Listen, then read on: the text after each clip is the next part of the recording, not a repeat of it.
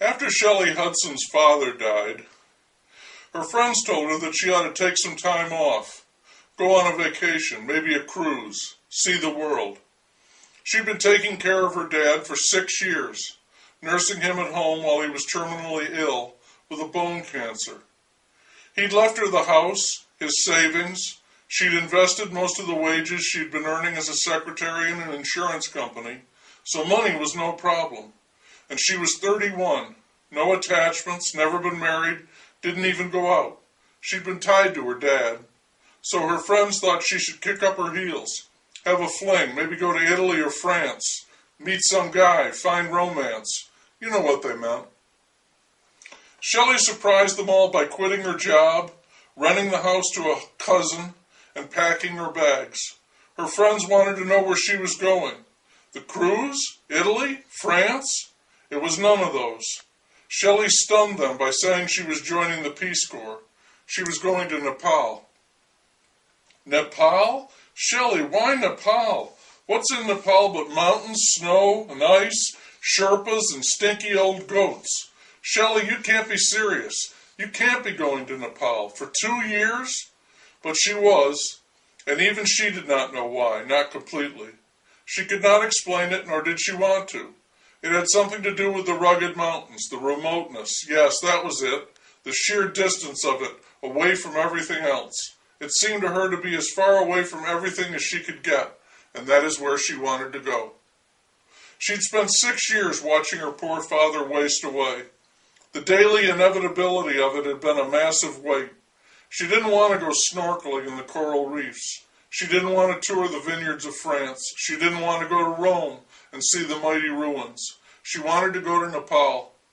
One of her friends said, "I think poor Shelley is looking for a Shangri-La." She got her shots and her papers and she flew, along with a group of volunteers, to Frankfurt, Tehran, New Delhi, and Kathmandu. "The roof of the world," the young man beside her said, as the plane was coming in for a landing.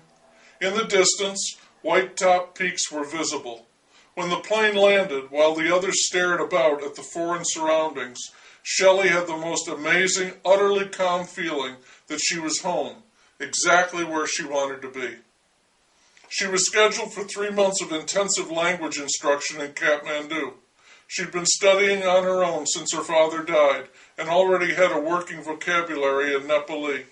Most of the others could not get past Namaste. She worked hard during this time in Kathmandu, but she was impatient for her assignment to a village. Kathmandu was not where she wanted to be. It was far too westernized to suit her. She visited shrines and temples, saw Vishnu lying on a bed of snakes, but any sights peculiar to the region were tucked among functional concrete buildings that could have existed 2 blocks from her home in America. She changed her currency into rupees and purchased some native outfits.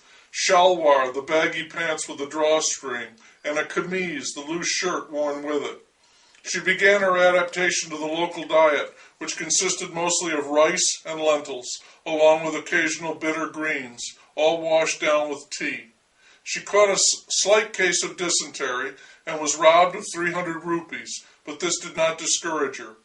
Some of the volunteers, sick, disenchanted, lonely, or depressed, went home. It was a case, Shelley believed, of the body, one's being, knowing where it belonged. She was sent to teach English to the children in the village of Godrung, near the Mardi River. There she met Joe West, a Peace Corps worker who was nearing the end of his stay. She would live in the home he had occupied. It was made of mud and sticks with a thatched roof. There was no bed, only a cushion, and a rudimentary table and chair. West told her there was no electricity in the village. He had been working on irrigation of fields and a stable drinking water supply.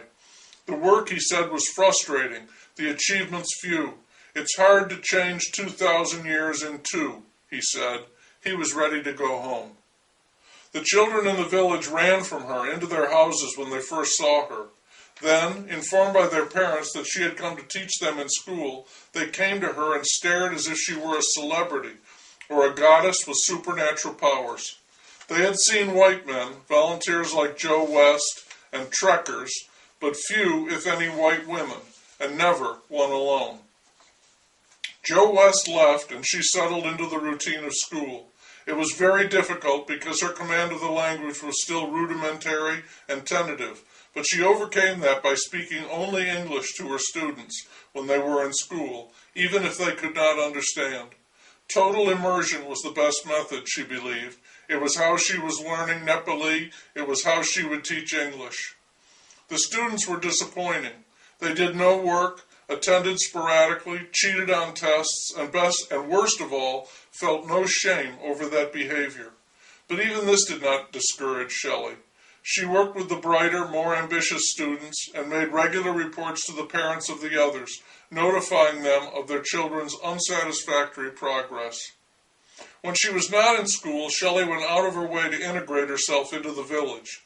Jo West had complained that, outside of his work, the village life had bored him. There was nothing to do, he said. Shelley could not find enough hours in the day. She taught, prepared her lessons, spoke with the people in the village, cooked her food, did her wash, kept her home as clean as possible, carried water, and gathered firewood. She also read basic works in Nepali and the Brontes, Jane Austen, George Eliot, Emily Dickinson. She kept a journal in which she noted each day the life around her and speculated on her reactions to it. She realized that she was once again taking care of people, much as she had done with her ailing father, but she did not mind that discovery. It showed consistency, she thought. In many ways she had changed her life, but in a fundamental way she had not changed at all. And caring for others, which she did well, made her feel good, useful, even in a curious way, powerful, because she was needed. She had, she thought, a humble way of making herself invaluable. She had served her father in this way. Now she was caring for a village. Writing in the journal was like looking deeply into a mirror. Shelley liked what she saw there. And when she could find some free time, she would follow a trail that led northeast out of the village through a bamboo forest to a ridge, from which she had an unobstructed view of Machu Picchu, the fishtail, a sacred mountain that, while not the tallest in the world, was one of the few, perhaps the only, that had never been climbed. No one was permitted on the mountain, and Shelley liked to sit and watch the high winds blast white plumes of snow into the blue sky around it. There was majesty, peaceful, implacable. She found a balance between that inspiring, inviolable peak and her humble valley life. She felt she had left a world that knew no such elevation. More and more she was leaving that world behind. The villagers, unable to pronounce her name, called her Seeley, and after a year had passed, she began to think of herself as Seeley. As the time approached when she would leave Godrung, she found herself not inclined to do so. She was beginning to reach her students, including the former stragglers and dropouts. Several of the best had passed the difficult government examinations and were going on to school in Kathmandu, the first ever to do so from Godrung. And Shelley loved the fresh air, the basic quality of her life. Her friends in America would be horrified if they knew she had to walk into the fields every day and find a bush for privacy, then use a pebble in her left hand for cleaning, and therefore her right hand for eating. But this felt natural to her. America was the unsanitary place, with its sewage, pollution, and contagious diseases.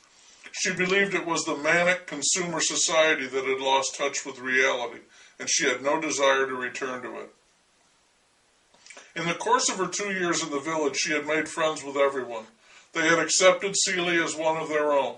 The children no longer paid attention to her, except the respect due to their teacher.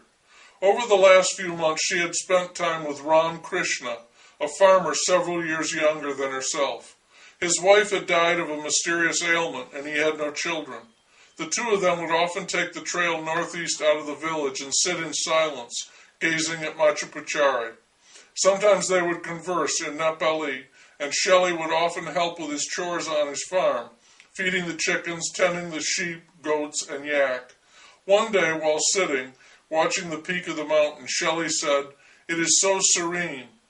"To look at it, yes," Ramakrishna said, "but to be there," and he pointed at the windswept crag, "would be most terrible. One is better off not living in the highest places." Shelley had no answer for that piece of wisdom. She sat silently, conversing as she imagined it with nature, and as she did so, Ram Krishna took her hand. Shelley looked at him and in the landscape of his eyes understood what the future might hold. The Nepali did not insist on anything. The future tense in their language consisted in adding the word maybe to the end of a sentence. The future in that sense was like a dream, always forming but never real, and Shelley experienced the thrill that comes when you realize you can make a dream, even if it is a little one, come true. Ram Krishna's simple gesture told her that she could marry and live with this man in the village for the rest of her life. It was as it was meant to be. The wedding of Ram Krishna and Seeli was a big event in the village. Though the ceremony itself was spare, the feast and dancing were long and lavish. Shelley sprinkled red powder in her hair to signify her married state and thought of her mother and father. They were the only remnants of her former life she truly cared about, and they were both departed. She was leaving nothing behind and everything lay ahead of her. She experienced a feeling of intense happiness and fulfillment. Her seemingly inexplicable move to Nepal had worked out perfectly. When they were able to get away, she went with her husband up the trail northeast of the village, through the bamboo forest to the ridge, her favorite place, where there were also sweet-smelling pine trees and rhododendron, and they could sit and gaze at Machu Picchu, the holy mountain. It would consecrate their union. And there Shelley said to her husband, We will live not in my house or your house. We will live in a new house, and we will have a fine bed to sleep in, a bed from Kathmandu. Children will join us, maybe. And our house will have not a roof of thatch, but one of tin. A tin roof was a sign of much prestige in Godrung. Shelley remembered how her father had always loved the sound of rain on a tin roof. Now she would have this for herself, along with a husband, a family, maybe, and the happiness of a simple life. When she turned from the mountain, she saw a look of astonishment on her husband's face, and there were even tears forming in Ram Krishna's eyes. What is it? She asked him tenderly. Tell me, my husband. She thought it might be love, the same happiness she felt, too powerful to be contained. Ram Krishna took her hand as he had done on the day that had changed their lives and united their souls. When he spoke, falteringly, he said, Please do not say this, my wife. I do not wish to stay here with this endless work, with these chickens, goats, and yak. I do not want to scratch my life out here from this rocky soil, as my father has done, as all our people are forced to do. This land is inhospitable. I want to go with you to America. I want to see your America, to live in your America, to drive a car, to eat rich foods, to buy good clothes, have light and water, hot running water, a hot bath. Joe West used to tell me about these things. I want us to go there and live.